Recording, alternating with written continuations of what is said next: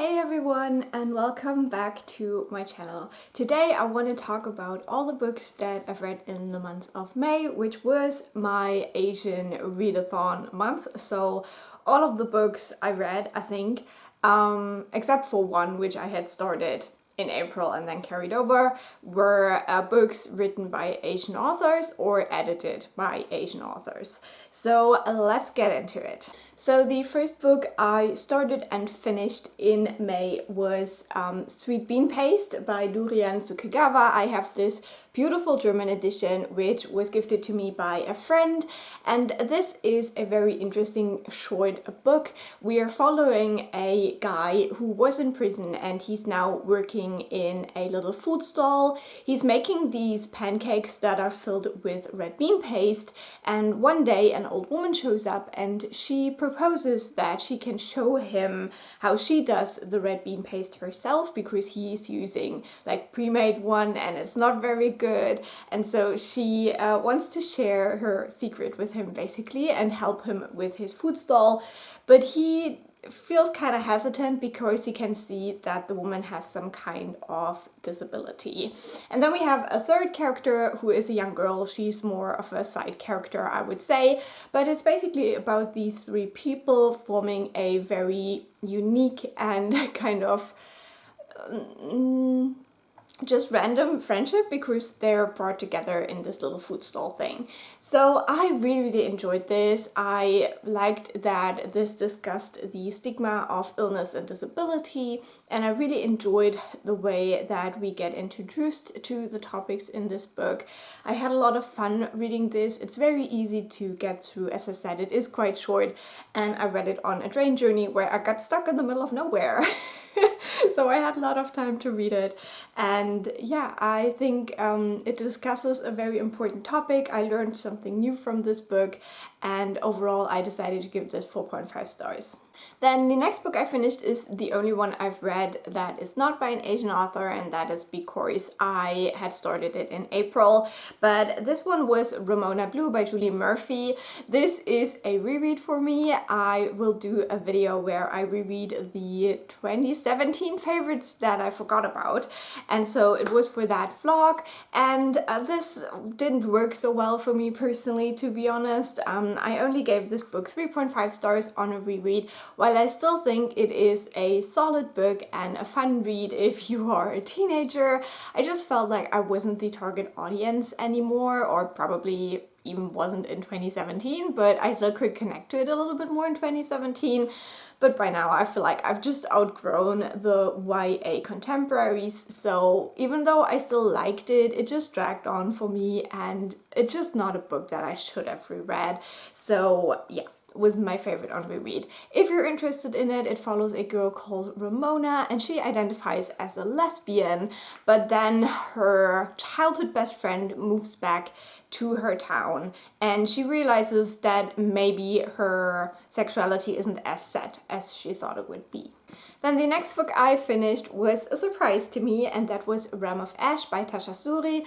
This is the second book in the Book of Amber series, and I really enjoyed this book. I was a bit hesitant going into it because I had read the first book, Empire of Sand, and I did enjoy it, but I've always heard like kind of meh reviews about this one, so I thought I wouldn't enjoy it as much, but I actually enjoyed it more. And this is more of a YA fantasy, I would say. We are following a young woman. She's already I think at the beginning of her 20s, so like 21 or something. Her name is Arva, and she is the sister of the main character of the first book, but we have quite a time jump between the two books. So in this one, we kind of see the world after what happened at the ending of the first book, which was very interesting to me. And then we follow Arva, who is a widow now. She had been married to kind of like a general person, but there was an attack and everyone was killed except for her. And so now she's going to live in this place that is specifically for widows, and we follow her journey from there. Now, the special thing about Aura and her sister is that she's not like the majority people in this world. There is kind of this like empire, but there is also a people that is kind of persecuted and oppressed in this empire, and Arva's mother was actually from that other people. And so she has some kind of magic abilities because she's connected to these magical beings, kind of like Jinn. I think they're called something else in here. But yeah, that's the kind of general gist of the story. And so this one deals more with the political side of things, while the first book deals more with the religious side of this world. So I enjoyed this one a lot more. We also have this kind of like sciencey experimental setup that we discover with our main character, and we have a forbidden romance because, as I said, she's a widow. So she's not supposed to marry again, because in this society, when your husband dies, your life pretty much ends as well, and you're just expected to quietly live the rest of your life. But she's still a young woman, so that's kind of unusual. And then we have the love interest, who is a bastard son of the current emperor. And since he is a bastard son, he's also not expected to have his own family, so that there is no disputes about who's gonna be the next emperor. So their romance is very slow burn, but I really enjoyed it, and I enjoyed this book overall, as I said, even more than the first one, and I would definitely recommend. And I'm so excited to now read this new series by Tasha Suri as soon as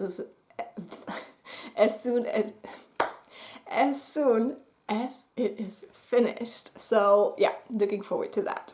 Then the next book I finished was another audiobook, and that was Sea Change by Gina Chung. This book I really enjoyed. I wanted to read this book because it is in part about an octopus, and I love octopuses, so this book was very high on my list. And in this one we're following a young woman. Unfortunately, I don't remember her name because I'm really bad with names, I'm sorry, but she has kind of a dramatic family history where her father went missing when he was out on a kind of scientific mission to this very polluted part of the ocean, where before he had found a super big Pacific octopus, I think it's called. So it's like way bigger than any of the normal octopuses would be, and he brought it back, and it now lives in a aquarium, and our main character is now working in this aquarium and taking care of this octopus that her father brought back from this polluted area of the sea. And this book basically deals with her coming to terms with her life, with her past, and figuring out where to go from here. Because at the beginning of the book, her partner, I don't know if he was a boyfriend or a fiance, but he basically left her to train to go to Mars. So this book is set slightly in the future, but I wouldn't say it's sci-fi. It's just kind of a little bit more elevated what we're seeing right now. So they are preparing for the first settlement on Mars, and the pollution of the ocean has progressed a lot more than it is right now, I guess. And this is all about this woman. So I've seen a couple of reviews about this book that were disappointed that this book deals with this young woman. She's in her early 30s, I believe. And so I really liked that. I really enjoyed it, and it was what I was going into with this book. You know, I expected it to be about this woman figuring out her life in these circumstances. We also have this kind of immigrant lens through which we see this story, because her parents migrated from a Asian country to the US. And so we have this whole dynamic as well with the expectations of the parents and how the lives of their children actually work out. And I really enjoyed it. I gave it 4 stars. I think it was an enjoyable, fun read, especially if you are like in your early 30s and kind of getting into this next little crisis of your life. I think you can relate to this book a lot. Then the next book I finished was a big one, and I'm not going to talk about it a whole lot because it is The Wall of Storms by Ken Liu. This is the second book in the Dandelion Dynasty series, which I'm slowly but surely making my way through right now. And this book was really good as well. I loved the first book. I gave it 5 stars. The Grace of Kings is so good. Now, I had expected this one to be even better because that's what I heard from like friends that I trust, but for me personally, it was not.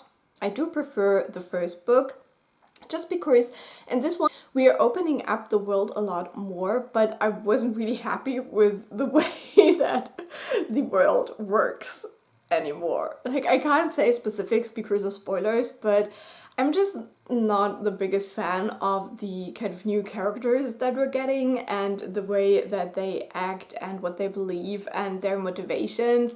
I felt like in the first book the closer setting allowed for a discussion that I found very interesting, where in this one we're going more into the question of conquering and colonizing and stuff like that. So while that is very important to talk about, and I think it is interesting to kind of look at it in a fantasy setting where a lot of like atrocities that actually happen in the world are also kind of put into the story, I still had my issues with this book. There were parts where I got so frustrated with the characters that I was like reading it just to get through it. So I read this really fast, but I wasn't always enjoying the experience. So I gave it 4.5 stars in the end. I still think it is a masterpiece, and Ken Liu knows exactly what he's doing, and I am excited to read more.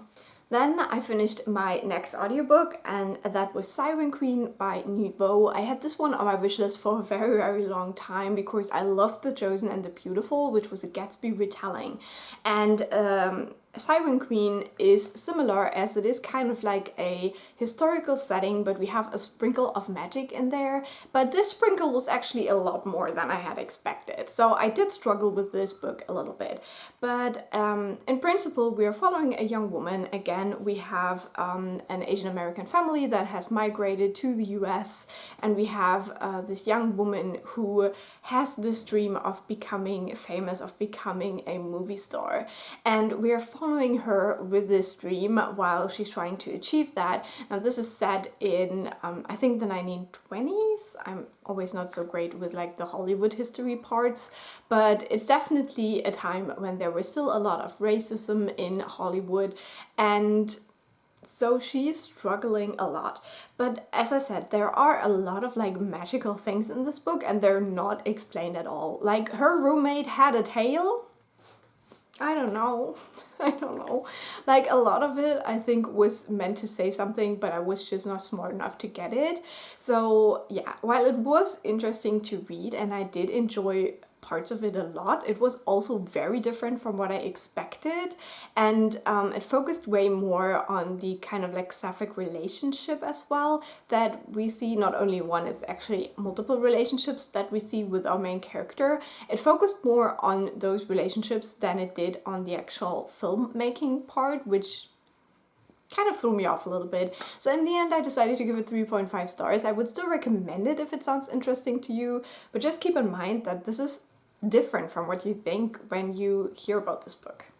Then the last physical read that I finished was Disability Visibility by Alice Wong. So this is edited by Alice Wong. This is an essay collection from different people who are writing about their disabilities and how it impacts their lives and what they hope for the future and stuff like that. So it's a very diverse essay collection, at the one hand because of the very diverse cast of or group of people who wrote for it, but also because of the diverse topics that are picked up in here. So we have things about family and parenthood, we have things about the workplace, we have things about rights. And so yeah, it's just very varied. A lot of topics are brought up. So I think this could be an interesting starting point if you want to get deeper into disability rights issues. And it will just give you like a whole range of things to then dive in deeper and explore more if that is an area that you're interested in, how disability can impact those areas for people who are disabled. So I really enjoyed this. I think while I learned quite a few new things, it didn't really change my perspective on the world or anything like that. So in the end I decided to give it 4.5 stars, but I think it is a very important read, especially if you haven't really considered what life with a disability looks like, and yeah, it can open your eyes. So highly recommend this book. And then the last audiobook I finished right at the last day of May was Yellowface by R F Kuang. Now, I think this book is one of the books that was probably like very popular for the Asian Readathon this year. I was very happy to get to it right away because I'm not usually on top of the hype, but I really loved this book. Now, I have read the Poppy Boy trilogy, wasn't really the biggest fan, so I haven't read Babel yet, but Yellowface intrigued me because it is not fantasy, it is a literary fiction by the author, and I was very happy with it because the writing style worked so much better for me, and I just think that it is very thematic still, which is something that I hear a lot about her work, but it works so much better in a literary fiction setting, I guess. So we are following a character called June Hayworth, and she is an author, but she's not very popular yet, so her debut flopped, but she has a friend. They were actually studying together at the same university, but that friend is an Asian American and she is very successful. So her debut was already a big thing and she now has a Netflix deal, and so they go out to celebrate, but then a terrible accident happens and the friend dies. And now June has her manuscript for her next book that nobody knows about, and June decides to publish it as her own book. So she actually goes and finishes it because it's still just a manuscript. So she puts in her like little white woman twists and then she publishes the book and we follow from there. And I must say that it was so interesting to me. It says a lot about publishing nowadays and about the like Twitter and book Twitter spheres.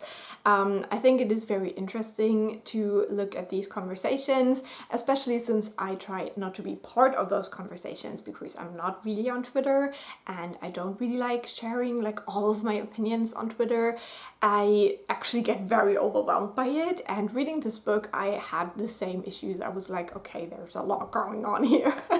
But it was so intriguing the way that R F Kuang decided to write this, because you're in the head of June the whole time. And so you can see all of her reasonings, all of her justifications for things, but you can also see the damage that is done to her through a couple of like things that are happening. So she already has kind of a nervous nature, like she's already experiencing anxiety and panic attacks. So kind of like being in that spotlight and then getting negative feedback also is very bad for her mental health. And so we kind of see that whole spiral as well, and you start feeling for her on a level because obviously that's not fun. Like panic attacks are not fun. At the same time, you don't want to be friends with her like at all. And I just think it is masterfully done, and I really enjoyed it. So I gave it 4.5 stars as well, and I'm so intrigued to see what R F Kuang does next. I will probably read Babel at some point, but now I'm like intrigued to see where she goes, because yeah, she's just such an interesting writer to me, so knowledgeable and smart, and so yeah, I'm intrigued. I want to know. But that's all I've read in May. I would love to hear what your favorite book in May was. Did you participate in the Asian Readathon? Let me know in the comments, and I will talk to you very soon. Bye!